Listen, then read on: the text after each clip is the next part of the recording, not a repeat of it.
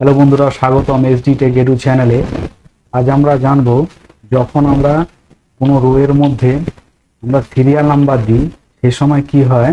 আমরা কোনো রোকে যখন আমরা এখানে দেখুন 1 থেকে 7 অবধি সিরিয়াল নাম্বার দেওয়া আছে, আমরা যখন কোনো রোকে যখন ডিলিট করে দিই তখন কি হয়, আমাদের সিরিয়াল নাম্বারও এলোমেলো হয়ে যায়। আমি 4 নম্বরটা ডিলিট করলাম, দেখুন 3-এর পরে 5 চলে এলো, 4 নম্বরটা নেই। কিন্তু আমরা রো ডিলিট করব এবং সিরিয়াল নাম্বারও অটোমেটিক চেঞ্জ হয়ে যাবে। সেটার জন্য আজকে আমরা যে ফর্মুলাটি ইউজ করব সেটা একবার দেখুন। আমরা সেলটির মধ্যে ডবল ক্লিক করব, করে আমরা এখানে রো লিখব। লেখার পরে দুটো ফার্স্ট ব্র্যাকেট ক্লোজ করে দেবো। করে দেওয়ার পরে আমরা ওপর থেকে কটা রো ছেড়েছি সেটা লিখতে হবে। দেখুন 1 নম্বর রোটাকে ছেড়ে দিয়েছি এবং 2 নম্বর রোটাকে ছেড়ে দিয়েছি। তো এখানে -2 লিখবেন।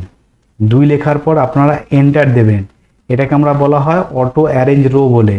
এবার আপনারা সেলটার মধ্যে ক্লিক করবেন, 1 নম্বর চলে এলো। এবার সেলটার মধ্যে ক্লিক করবেন।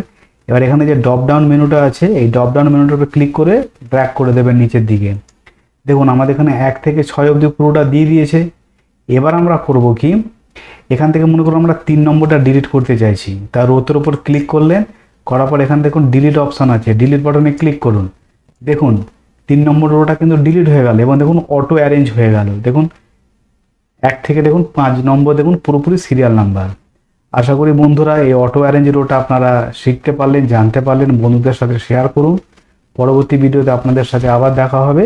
ভিডিওটি দেখার জন্য ধন্যবাদ বন্ধুরা। অবশ্যই চ্যানেলটি সাবস্ক্রাইব করে নেবেন নতুন বন্ধু হয়ে থাকলে।